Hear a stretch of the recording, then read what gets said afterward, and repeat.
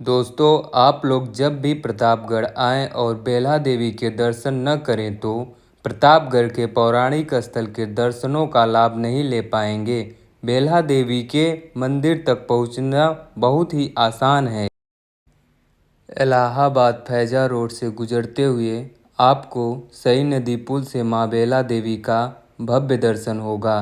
चाहे आप फैजाबाद से आ रहे हो या इलाहाबाद से सदर चौराहे से मात्र 200 मीटर दूर सई नदी के घाट पर माँ बेल्हा देवी विराजमान है। अवध रियासत के राजा प्रताप बहादुर सिंह ने 1811 से लेकर 1815 के बीच में बेल्हा देवी के मुख्य मंदिर का निर्माण करवाया था, जिसमें दुर्गा जी के एक अन्य रूप बेल्हा भवानी के मुख्य प्रतिमा स्थापित हैं। अवध स्टेट की सुरक्षा के लिए माँ बेल्हा देवी के इस मंदिर का निर्माण किया गया था।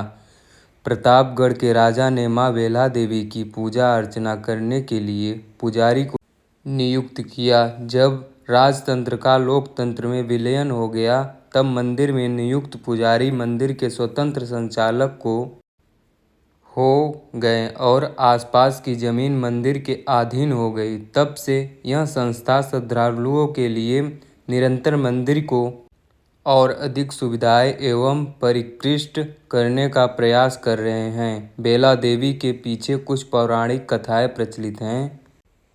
ऐसा माना जाता है कि जब राजा दशरथ ने अपने परम प्रिय पुत्र राम को 14 वर्ष का वनवास भोगने के लिए कहा, तब अयोध्या से चित्रकूट जाते समय सई नदी को पार करने के पश्चात उन्होंने कुछ समय नदी के किनारे उगे जंगलों में व्यतीत किया था।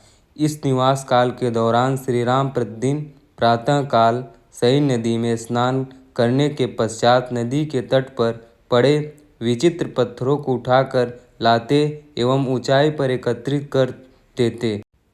इन पत्थरों के माध्यम से वह इस बात की गणना करते कि कितने दिनों तक उन्होंने अपना समय यहाँ पर व्यतीत किया।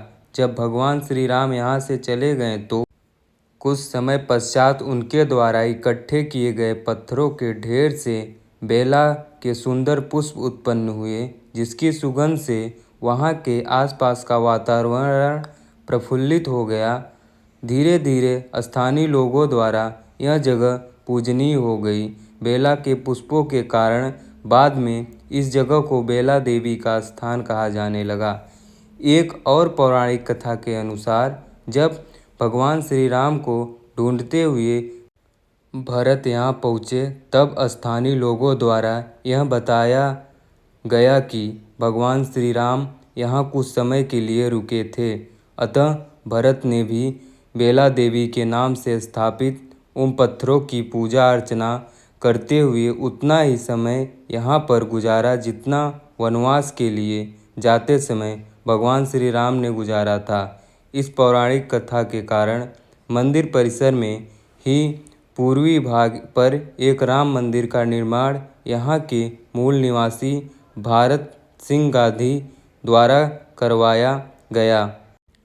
एक अन्य कथा के अनुसार भगवान शंकर का सम्मोहन तोड़ने के लिए जब विष्णु जी ने अपने चक्र से माता सती के शरीर के 52 टुकड़े कर दिए थे, तो उनमें से कमर अर्थात बेला का हिस्सा यहाँ पर गिरा, जिसकी वजह से इस जगह का नाम बेला पड़ा। इस तरह से संपूर्ण भारतवर्ष में फैले 52 शक्तिपीठों में से एक बेल्हा देवी का यह स्थान भी है। प्रतापगढ़ के MD-PG कॉलेज में प्राचीन इतिहास के प्राध्यापक डॉक्टर पीयूष कांत शर्मा जी के अध्ययन के अनुसार यह बात सामने आई कि महाराणा प्रताप की पुत्री बेला का विवाह यहाँ पर रहने वाले ब्रह्मा नाम के व्यक्ति के साथ हुआ था। गौना से पहले ही ब्रह्मा की मृत्यु के दुखद समाचार के कारण बेला ने सई नदी के किनारे समाधि ले ली और तभी से इस जगह का नाम बेला के नाम से प्रसिद्ध हो गया। मंदिर के पश्चिमी छोर पर हनुमान जी का मंदिर है। उसके ठीक बगल में ही पूजा, धार्मिक अनुष्ठान व वैवाहिक कार्यक्रम इत्यादि के संचालन के लिए एक छोटी सी शरण स्थली का भी निर्माण किया गया है, जहाँ से सई नदी का अनुपम दृश्य दिखाई देता है। सई नदी घाट पर ठीक सीढ़ियों के पास शंकर जी का मंदिर है, जहाँ श्रद्धालु रुद्राभिषेक आदि का कार्यक्रम संपन्न करते हैं। मंदिर के पिछले भाग में मुख्य तिथियों पर मेला के आयोजन किया जाता है।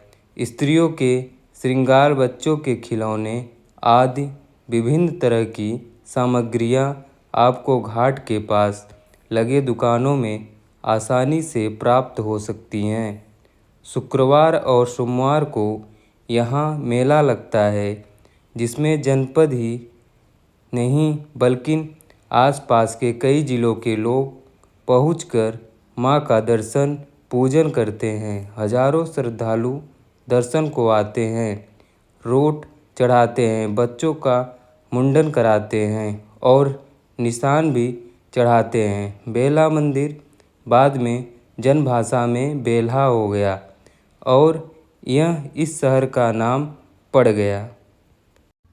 यह वीडियो आपको अच्छी लगी हो तो इस वीडियो को लाइक करें, सब्सक्राइब करें। धन्यवाद।